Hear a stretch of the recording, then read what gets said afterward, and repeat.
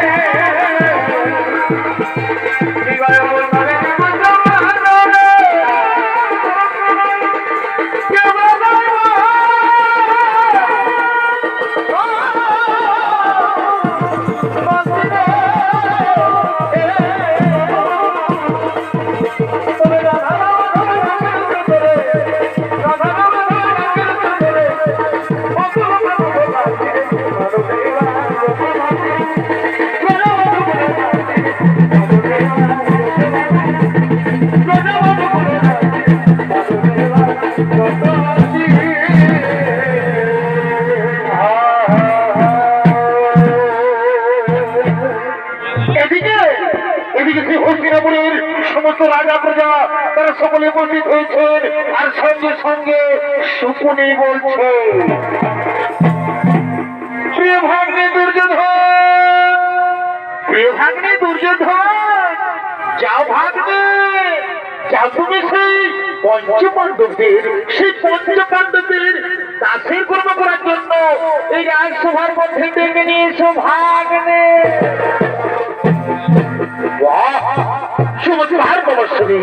ঠিক বলেছেন মামাশ্রী, তাই হবে মামাশ্রী, তাই হবে। আমি এক্ষুনি সেই পঞ্চপাণ্ডবদের দেখার ব্যবস্থা করছি। হরি ভাই, হরি ভাই দুঃশাসন, তুমি যে এখানে থাকো শীঘ্র চলেছ এই রাজসভা।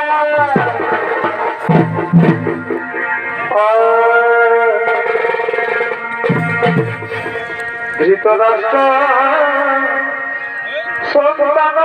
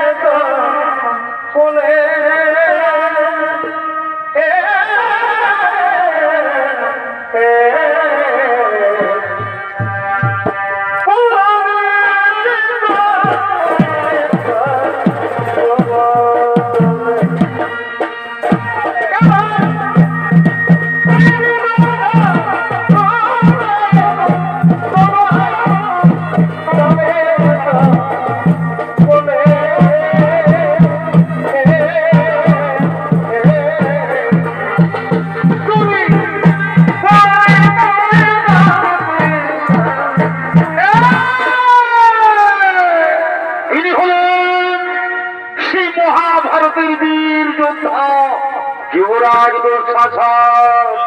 আর এই দুঃশাসনের ভূমিকায় সৌনিত্য অভিনয় করে দেখাবেন সৌনিত্য শিল্পী ওস্তাদ জীবন সিং সরকার। কে ভাই?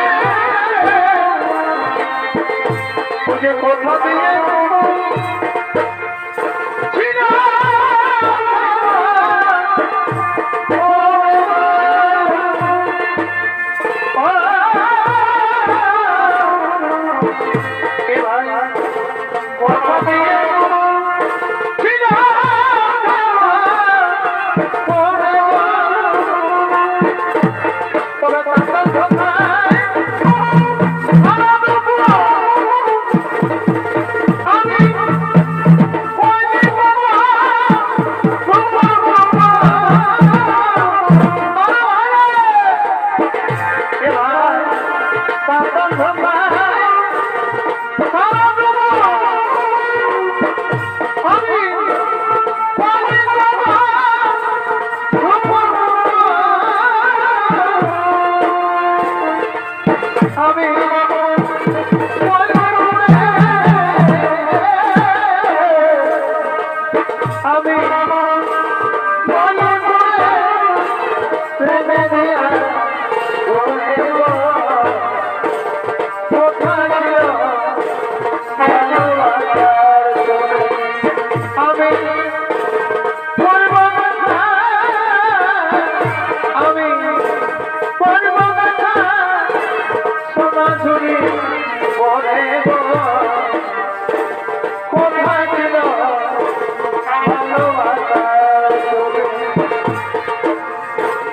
এই পৃথিবী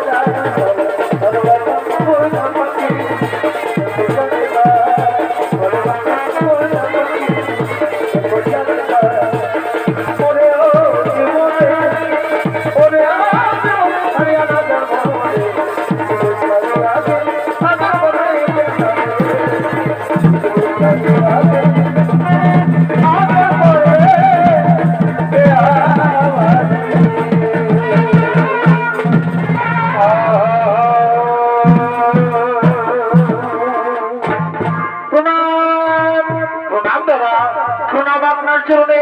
বলুন কি জন্য আমার ডেকেছে? বলি শোনো, শোনো দুঃশাসক, তুমি যাও, তুমি যাও ভাই, তুমি শীঘ্র চলে যাও সেই পঞ্চ পাণ্ডবদের দাসের কর্ম করার জন্য এই রাজসভার মধ্যে ডেকে নিয়ে এসো ভাই, এই রাজসভার মধ্যে ডেকে নিয়ে এসো, এই রাজসভার মধ্যে ডেকে নিয়ে এসো। হ্যাঁ দাদা, আমি আপনাদের অক্ষরে অক্ষরে করিব পালন, আমি একটুখানি বিলম্ব করবো না, আমি চললাম সেই পঞ্চ পাণ্ডবদের ডেকে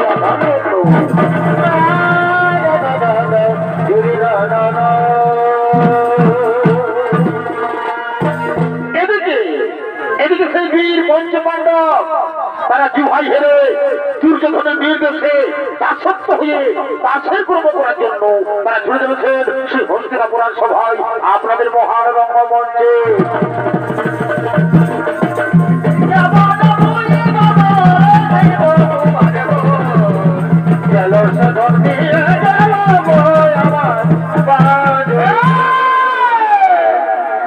এরা হলেন সেই মহাভারতের বীর পঞ্চ পাণ্ডব, তারা দুর্যোধনের নির্দেশে দাসের কর্ম করার জন্য সে হস্তিনাপুর সভার দিকে আগমন করছে।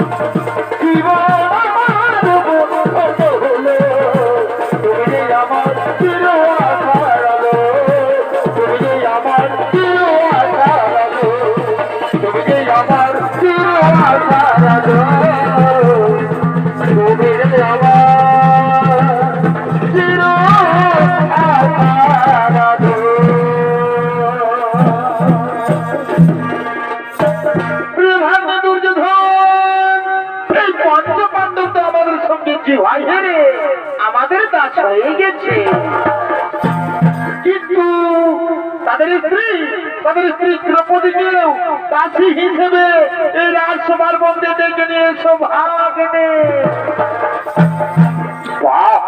চমৎকার বাবা শ্রী, ঠিক মনীষীর বাবা শ্রী, তাই হবে বাবা শ্রী, তাই হবে। প্রতিকামী তুমি শীঘ্র চলে রাজসভায়।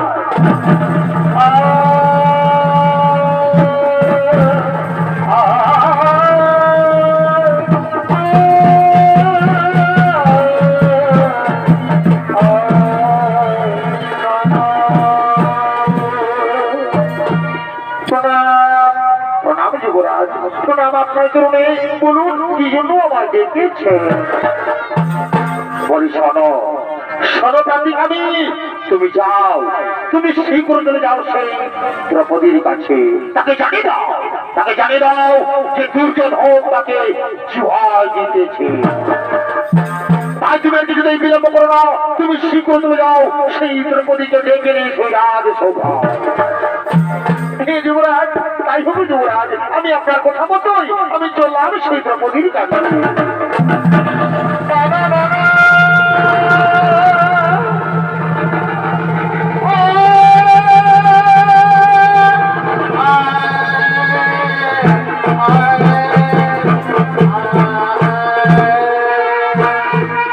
যুবরাজের জয় হোক, যুবরাজের জয় হোক, যুবরাজের জয় হোক।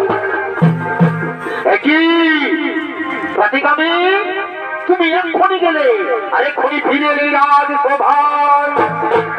যুবরাজ,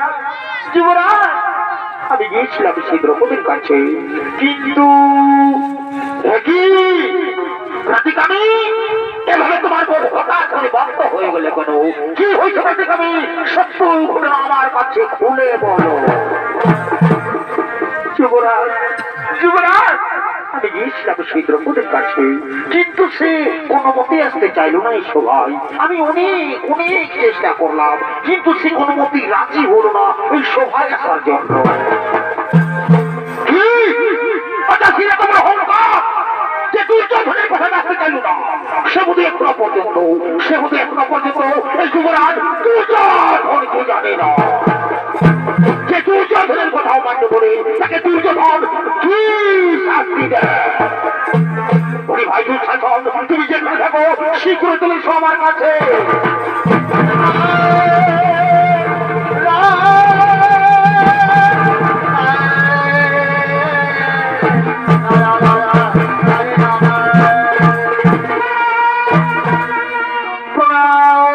প্রণাম দাদা, প্রণাম দেব চরণে। বলুন কি জন্য আমাকে আবার ডেকেছো?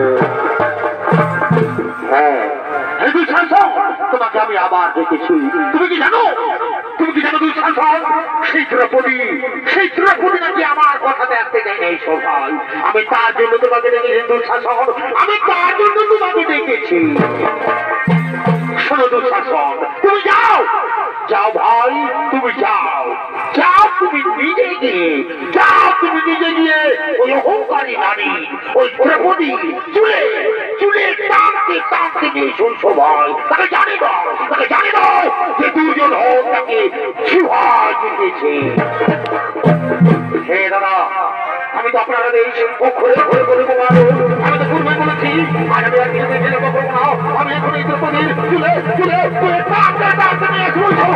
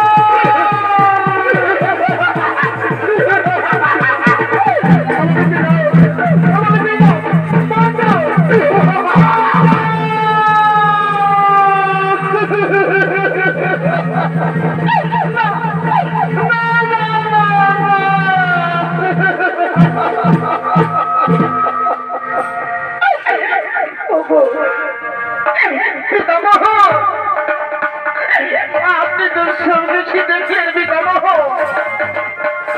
ওই দুঃশাসন কিভাবে আমার অপমানিত করে চুলে টানতে নিয়ে এসেছে সবাই। পিতামহ মুখ নিচু করে দিলে না পিতামহ, না এভাবে মুখ নিচু করে দিল না পিতামহ। আমি যে আপনার কুলবধূ দ্রৌপদী, আমি ঋতুস্নান না করে এই পূর্ণকুল সভার মাঝে আপনাকে আমি প্রণাম করছি পিতামহ, আপনাকে আমি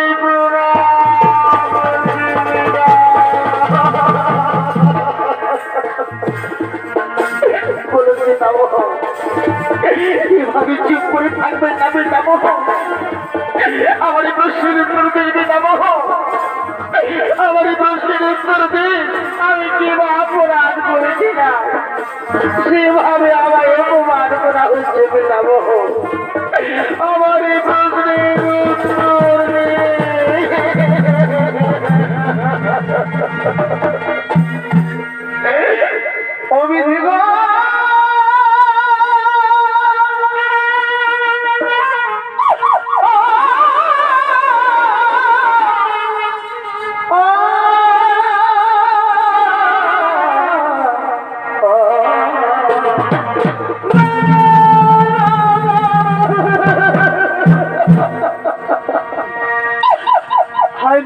কি করলে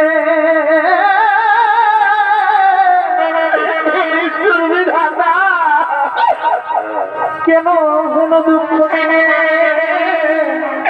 ভগবান তুমি জীবন মানিলে কেন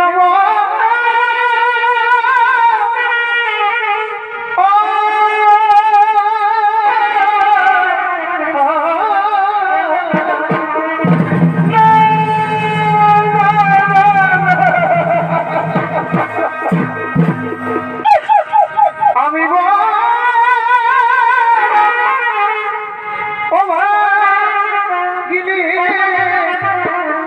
আমি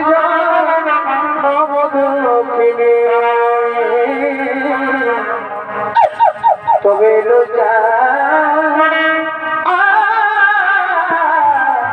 করো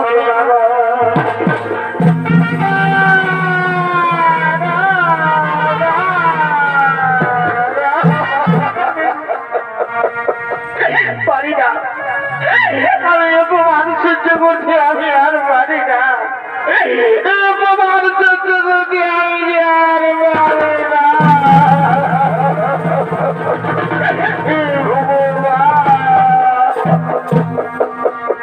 তুমি বীর পঞ্চ পাণ্ডব আমার স্বামী আজকে মুখে শব্দ নাহি শুনি ওরে হে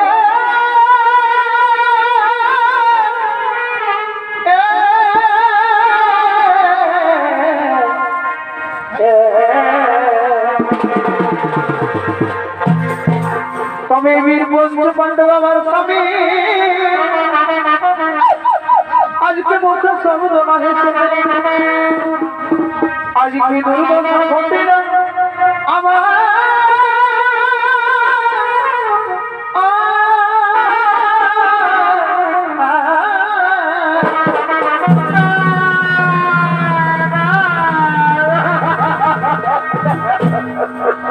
তুমি আজকে সবার মাঝে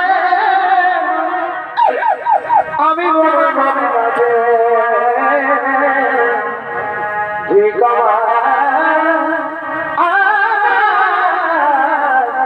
এই পঞ্চমী গমে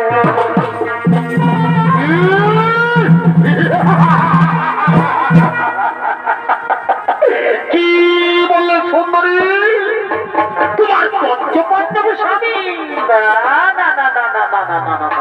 শুনে সুন্দরী তোমার পঞ্চপাণ্ডব স্বামী তোমাকে রক্ষা করতে পারবে না কারণ তুমি কি জানো সুন্দরী তোমার এই পঞ্চপাণ্ডব স্বামী কি করেছে তোমার এই পঞ্চপাণ্ডব স্বামীরা আমাদের সঙ্গে জুয়ায় হেরে আমাদের দাস হয়ে গেছে জানো সুন্দরী তোমার এই পঞ্চপাণ্ডব স্বামী আর কি করেছে তোমার এই পঞ্চপাণ্ডব স্বামীরা আমাদের সঙ্গে জুয়ায় তোমাকেও হেরে গেছে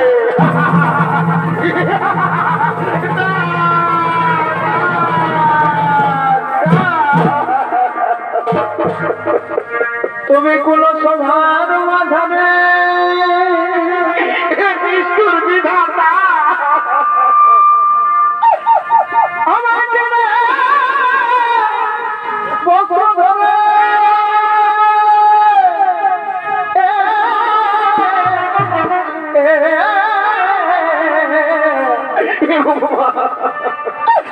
এই গুলাম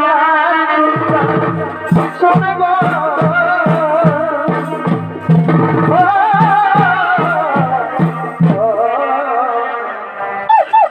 রক্ষা করো প্রভু নারা পরে গো রক্ষা করো প্রভু নারা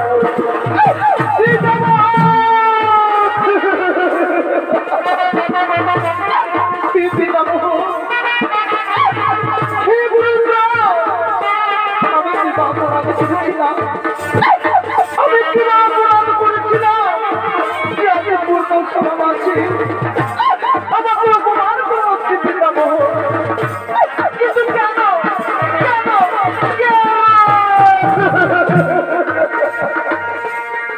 কোন সমান জানে আমার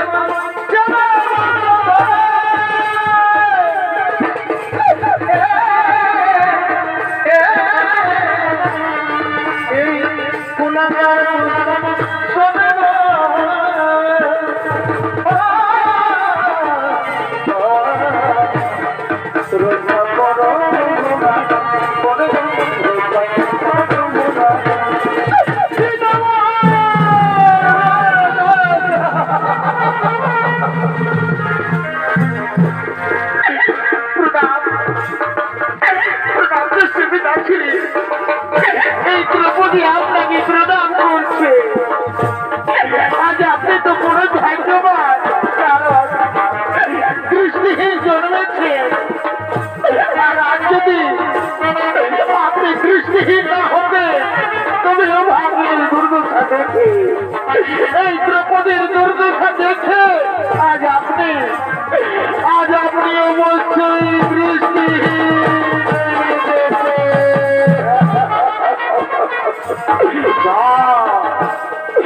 পুত্রী না, তুমি আমাকে কথা বলো না পুত্রী, তুমি আমাকে কিছু বলো না পুত্রী, তুমি আমাকে কিছু বলো না।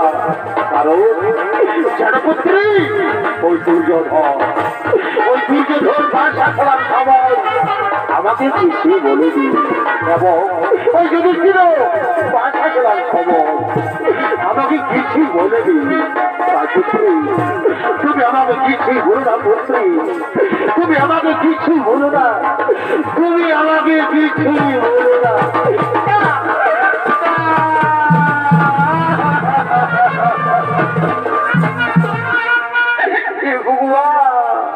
আমি বড়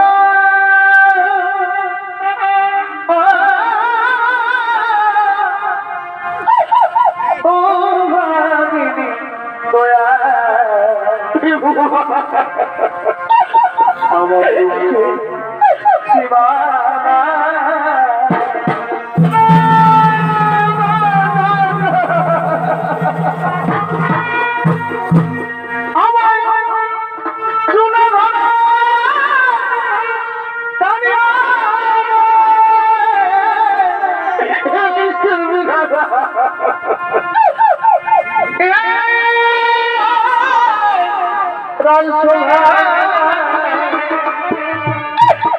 আমি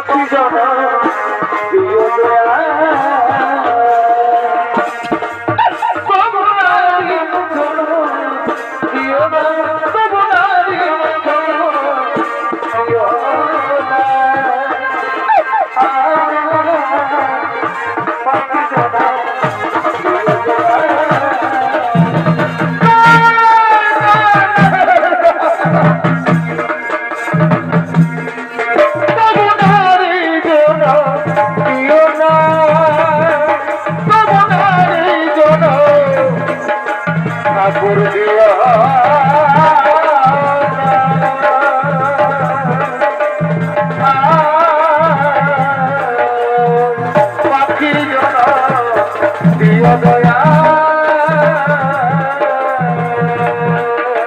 হে ভগবান আমি এই যন্ত্রণা সহ্য করতে পারি না ঠাকুর কেন আমার নারী জন্ম দিল ভগবান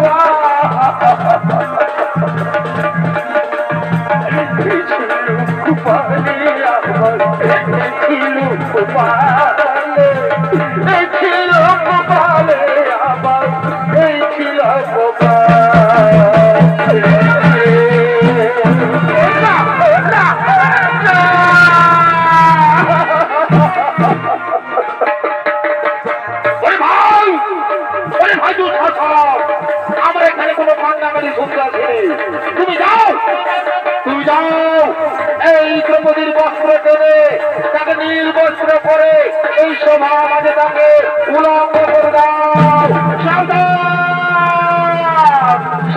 দুর্যোধন দুঃশাসন না ভাই আমার তুমি শান্ত হয়ে যাও তুমি শান্ত হয়ে যাও না না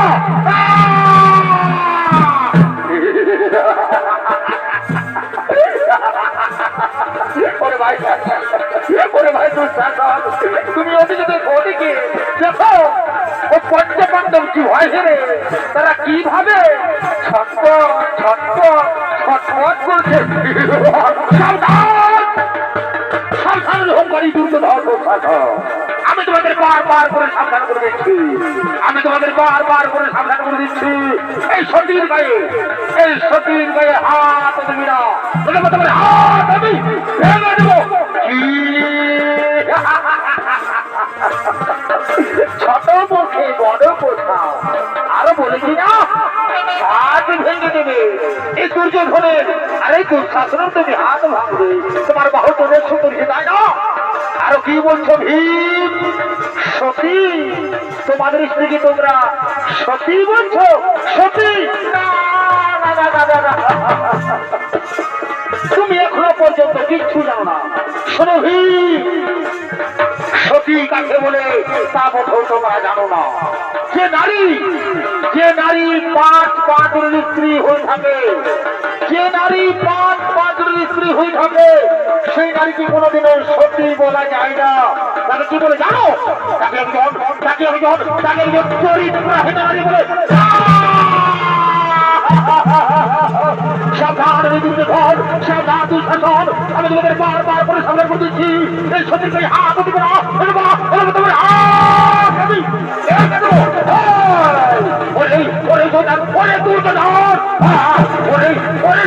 দুঃশাসন আমি তোমার ছাড়ব না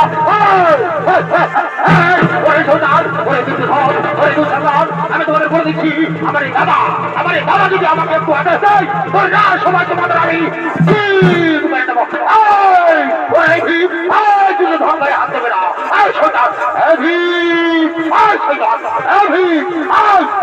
সন্তান তুমি কি জানো না সন্তান তুমি কি জানো না যে তোমরা আমাদের সঙ্গে জুহাই হেরে গেছো যেমনি ভাবে জুহাই হেরেছো তেমনি ভাবে দাসের মতো নিজের জায়গায় বসে যাও সন্তান আরো আমাকে গোটা দেখায় এই দুর্যোধনকে গোটা সন্তান চুপচাপ দাসের মতো নিজের জায়গায় বসে যাও যাও যাও যাও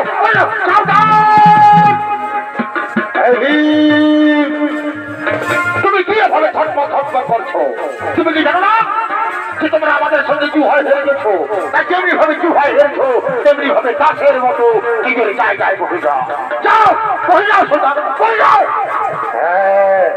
আর শোনো দুঃশাসন তুমি এখন আমার আজ্ঞা পালন করো তুমি যাও এই দ্রৌপদীর বস্ত্র টেনে তাকে নীল বস্ত্র করে এই সভা মাঝে তাকে উলঙ্গ করে দাও দুঃশাসন তাকে এই সভা মাঝে উলঙ্গ করে দাও ওরে সন্তান ভীম তুমি আমায় করে দেখাবে আমি তোমায় ছাড়বো না ভাই তুমি আমার কথা শোনো একটু শান্তি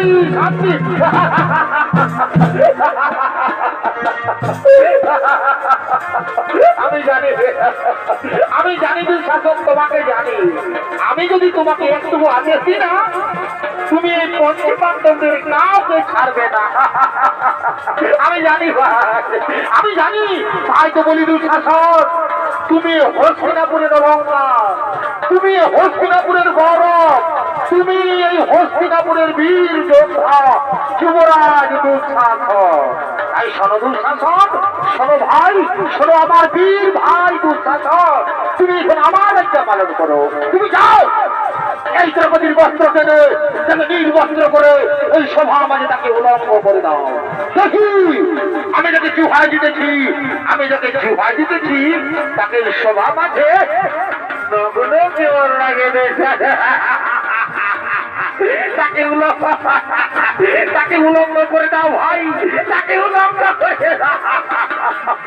হ্যাঁ দাদা, আমি তো আপনাদের অক্ষরে অক্ষরে করিব ভালো, আমি একটু খাইয়ে বিলম্ব করবো না।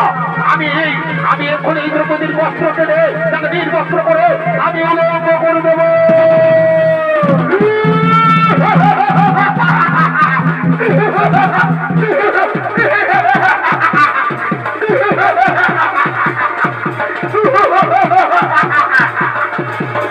কোথায় বানাবে সুন্দরী? আজ আমি তোমার বস্ত্র কেটে তোমাকে আমি উলঙ্গ করে দেবো। কোথায় বানাবে? ধরে দাও, ধরে দাও।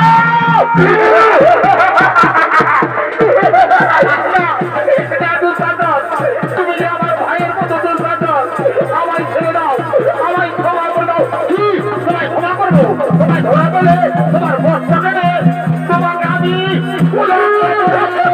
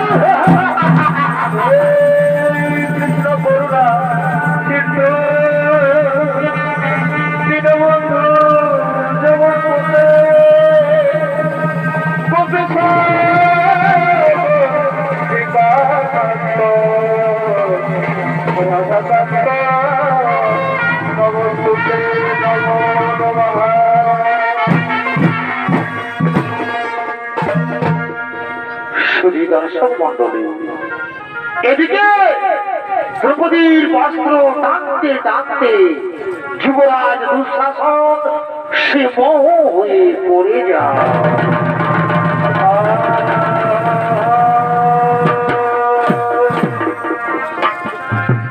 কারণ সত্য যুগের বীর গর্গমণি গঙ্গাজলে স্নান করছিলেন। এমন সময় সে গর্গমণি গঙ্গাজলে স্নান করতে করতে তার গায়ের বস্ত্র জলের মধ্যে ভেসে যায়। সে সময় গর্গমণি সেই জলের মধ্যে উলঙ্গ অবস্থায় দাঁড়িয়ে রয়েছিল। তার বাঁচার কোনো উপায় ছিল না। সে লজ্জায়, সে অপমানে কিছুতেই জলের থেকে উঠতে পারেনি। কিন্তু ভগবানের দিলা এমন সময় সেখানে দ্রৌপদী বলতে হয়। সেখানে দ্রৌপদী পৌঁছে দেখতে পাই যে গর্গমণি জলের মধ্যে উলঙ্গ অবস্থায় দাঁড়িয়ে রয়েছে। সেই সময় দ্রৌপদী নিজে তার একটা বস্ত্র দিয়ে সেই গর্গমণিকে জলের থেকে উদ্ধার করেছিল। সেই সময় গর্গমণি এই দ্রৌপদীকে প্রাণ ভরে আশীর্বাদ দিয়েছিলেন। তাই শুধু দর্শক মন্ডলী, তাই সেই গর্গমণির আশীর্বাদে আর সে নারায়ণ এসে, আর সে কৃষ্ণ ভগবান এসে দ্রৌপদীকে বস্ত্র দিয়ে তার লজ্জা নিবারণ করেছে।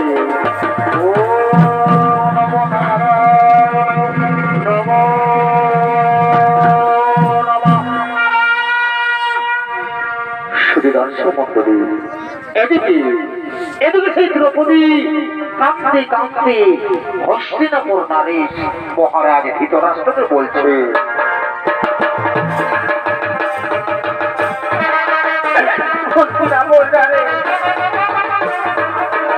মহারাজ ধৃতরাষ্ট্র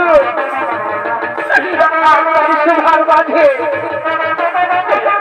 নারীর অপমান করা হয়েছে। যে নারী আমি পাবো না কোনদিনও ওই সূর্যের প্রকাশ পর্যন্ত দেখিনি। সে দাঁড়িয়ে আজ নিজের ঘরে নিজের রাজসভায় পিতামহ পুরোপুরি বাজার থাকার পরে আমার এই বস্ত্র হরণ করার চেষ্টা করেছে।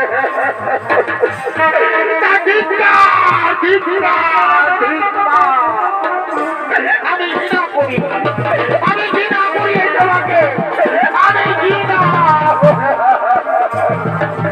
কিন্তু না, আজ আমি অসহায় নারী হয়ে এই সমাজে আমি প্রতিজ্ঞা করছি, আরে প্রতিজ্ঞা করছি যা থেকে যতদিন পর্যন্ত এই এই এই দুষ্ট দুঃসাধনের আমি রক্ত দিয়ে নাকে তত পারবো, ততদিন পর্যন্ত আমি আমার এই কেস আমি কোনোদিন বাঁধবো না।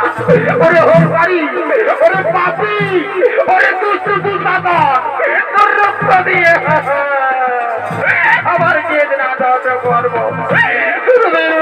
আমি আর কেস আমি কোনোদিন বাঁধবো না। আমি প্রতিজ্ঞা করে গেলাম।